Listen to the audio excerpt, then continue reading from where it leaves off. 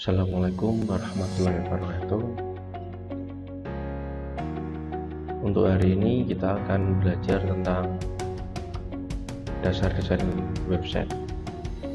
Jadi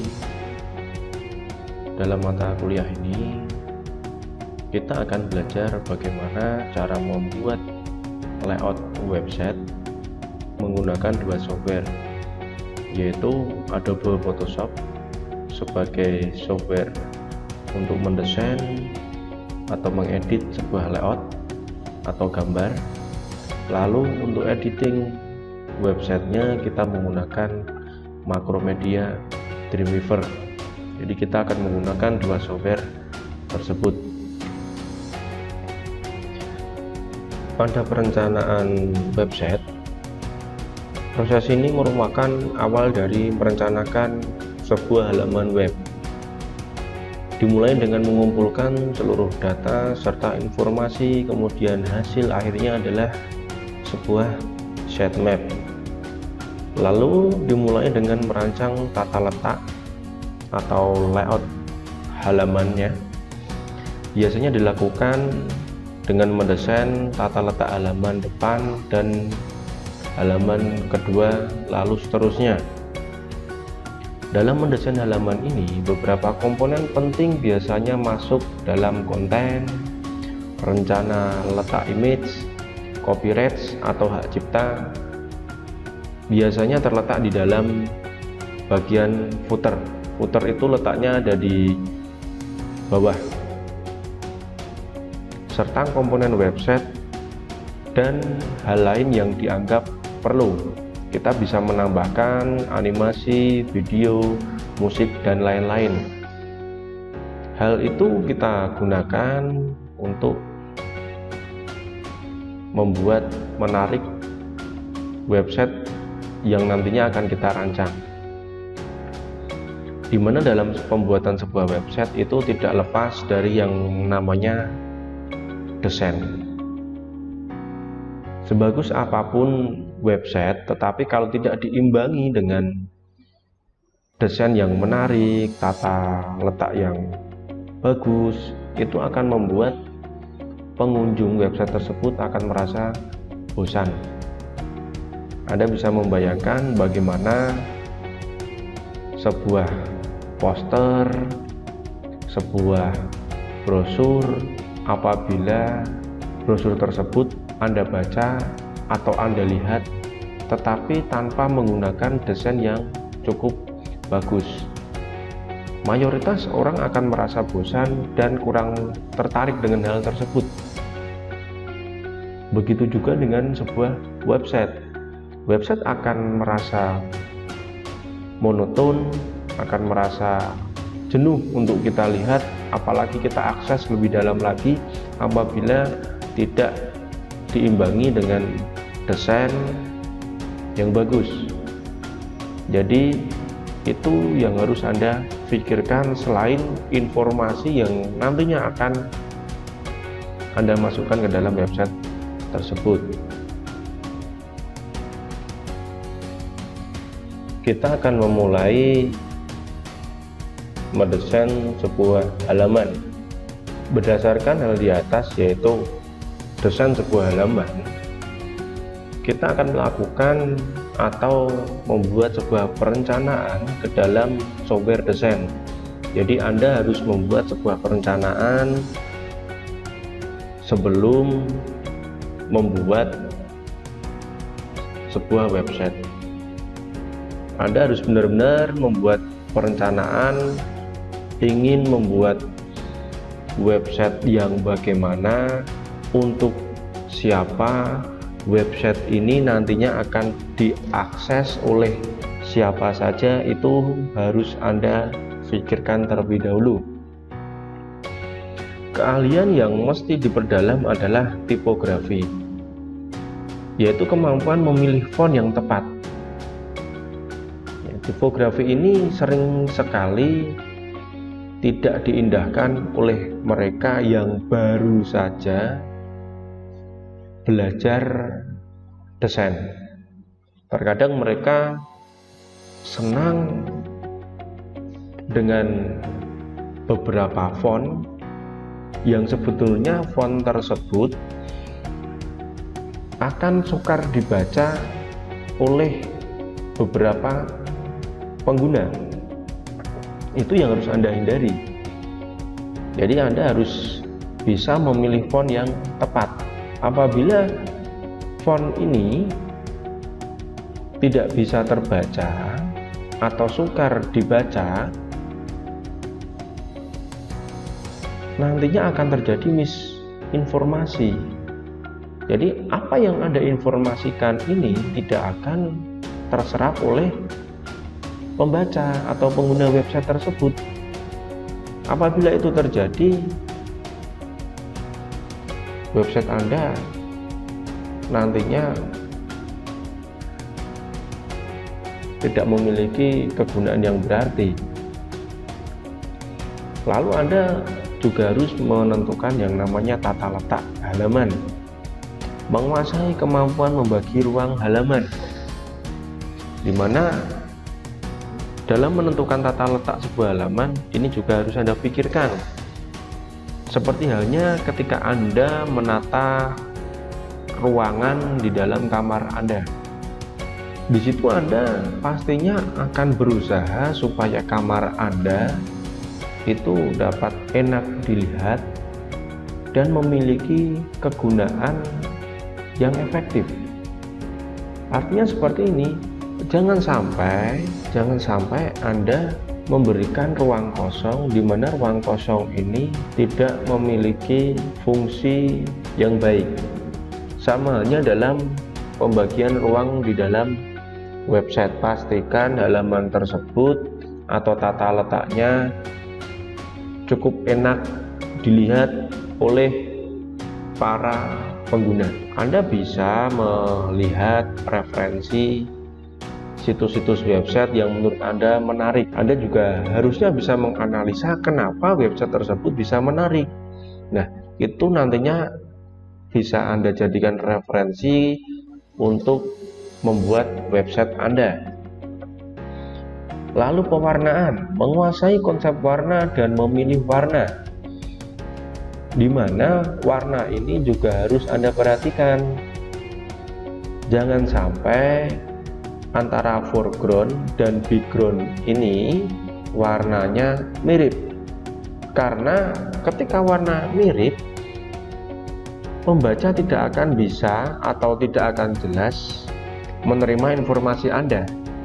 Jadi point of interestnya antara informasi dan backgroundnya itu akan kabur. Itu jangan sampai terjadi. Ya. Berdasarkan warna perusahaan dan teori pencampuran warna itu juga harus Anda pahami. Mungkin Anda membuatkan sebuah website perusahaan A, di mana perusahaan A itu memiliki mayoritas dasar logo hijau. Anda harus bisa mengkorelasikan antara background dan warna hijau tersebut. Anda bisa memilih warna yang tepat supaya website itu bisa selaras atau identik dengan perusahaan A. Kita nanti akan menggunakan software yang salah satunya sudah saya jelaskan tadi di depan, yaitu Adobe Photoshop. Ya, untuk membuat atau mengedit gambar, kita akan menggunakan Adobe Photoshop, karena Adobe Photoshop ini saat ini masih termasuk andalan dari software desain grafis. Di sini nanti kita akan membuat background, memanipulasi image atau gambar, ya, untuk mempercantik website yang Anda bikin. Untuk pertemuan berikutnya nanti juga saya akan memberikan latihan-latihan atau teknik-teknik dasar dalam menggunakan Adobe Photoshop. Jadi sebelum kita nantinya mengedit sebuah website, awalnya kita akan belajar Adobe Photoshop terlebih dahulu untuk kita gunakan sebagai editing gambarnya. Atau mungkin Anda lebih mahir dalam menggunakan software desain lainnya, mungkin CorelDRAW atau Adobe Illustrator atau yang lain, boleh kok Anda gunakan itu. Sekiranya bisa Anda gunakan untuk mempercantik website atau memanipulasi atau mengedit gambar nantinya. Jadi Anda boleh menggunakan software selain Adobe Photoshop. Sekiranya Anda menguasai software grafis selain Adobe Photoshop, silakan Anda pakai, itu tidak masalah. Kita lanjut ke prinsip-prinsip desain. Ada 4 poin dalam prinsip desain. Yang pertama, keseimbangan, penekanan, irama, dan kesatuan, di mana di dalam sebuah desain keempat poin ini perlu Anda perhatikan. Keseimbangan yaitu Anda perlu memperhatikan antara sebuah desain dan informasi, di mana keduanya harus seimbang. Jangan sampai desain yang Anda bikin atau yang Anda buat itu akan mengalihkan perhatian dari informasi yang sebenarnya itu penting untuk dibaca oleh pengunjung website Anda atau mereka yang ingin Anda berikan sebuah informasi. Jadi Anda harus memperhatikan itu, jangan sampai desain itu lebih menarik daripada informasi yang ingin Anda sampaikan. Desain boleh menarik, tetapi jangan sampai mengalihkan perhatian pembaca untuk menyerap informasi yang akan Anda sampaikan, supaya informasi tersebut tidak sia-sia. Jadi jangan sampai Anda memberikan sebuah desain tetapi melupakan informasi. Irama dan kesatuan itu harus ada korelasi antara desain dan informasi terhadap apa yang ingin Anda buat. Jangan sampai Anda membuat sebuah iklan atau website atau brosur tentang jual beli otomotif, tetapi gambar yang ada di dalam brosur atau website Anda adalah tentang fashion. Nah, itu irama dan kesatuan sudah tidak masuk. Jadi Anda harus memperhatikan hal tersebut. Selanjutnya kita akan membahas tentang elemen-elemen grafis. Ada 4 poin di dalam elemen grafis. Yang pertama adalah garis, lalu bentuk atau form, yang ketiga tekstur, yang keempat ruang atau space. Sama halnya dengan prinsip desain. Keempat poin ini harus Anda perhatikan. Walaupun hanya sebatas garis, tetapi garis di sini sangat penting di dalam sebuah grafis. Di dalam sebuah desain grafis, garis ini tidak harus berbentuk horizontal dan vertikal tegak lurus. Anda boleh bermain terhadap garis tersebut. Jadi di dalam grafis itu tidak ada penilaian salah dan benar. Jadi Anda harus bisa memaksimalkan garis tersebut sesuai dengan kebutuhan desain yang ingin Anda ciptakan. Begitu juga bentuk dan form, atau bentuk atau form itu juga harus Anda perhatikan, di mana Anda bisa sesuaikan yang menurut Anda itu bagus ketika konsumen atau pembaca melihat desain Anda. Tekstur juga harus Anda perhatikan. Jadi Anda jangan buat tekstur yang alay, yang sekiranya dilihat itu tidak cukup pantas atau tidak relevan terhadap apa yang ingin Anda bikin. Ruang dan space juga harus Anda perhatikan. Ini diibaratkan seperti novel dan komik. Ketika saya membandingkan atau saya memberikan pertanyaan, enak mana atau lebih menarik mana ketika Anda membaca novel atau komik? Mayoritas dari Anda pasti setuju bahwa komik lebih menarik untuk dibaca daripada novel. Kenapa? Karena di dalam komik itu space atau ruang ada di dalamnya, sehingga mata kita akan lebih nyaman dengan apa yang ada di dalam komik. Beda kalau kita membaca novel.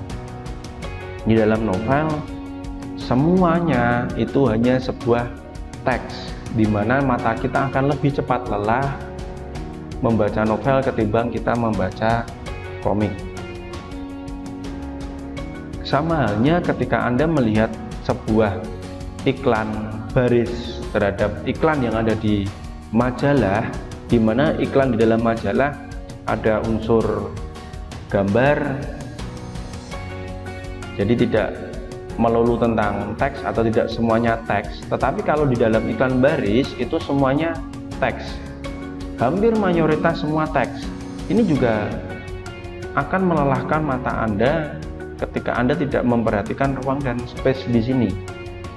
Saya kira Anda paham dengan ini. Jadi perlu saya ingatkan, elemen grafis antara garis, bentuk, tekstur, ruang atau space harus Anda perhatikan dalam pembuatan desain. Setelah Anda mempelajari beberapa dasar-dasar dari perencanaan website, desain halaman website, prinsip-prinsip desain, dan yang terakhir elemen grafis, kini silakan Anda mencari sebuah website. Bebas, websitenya boleh e-commerce atau online shop atau website pribadi atau website tentang berita. Jadi Anda tentukan sendiri yang menurut Anda website tersebut kurang menarik menurut pandangan Anda atau persepsi Anda masing-masing. Berikan alasan tersebut, nanti silahkan Anda kirimkan jawabannya beserta screenshot dari website tersebut ke email saya. Sekian, silahkan mencoba.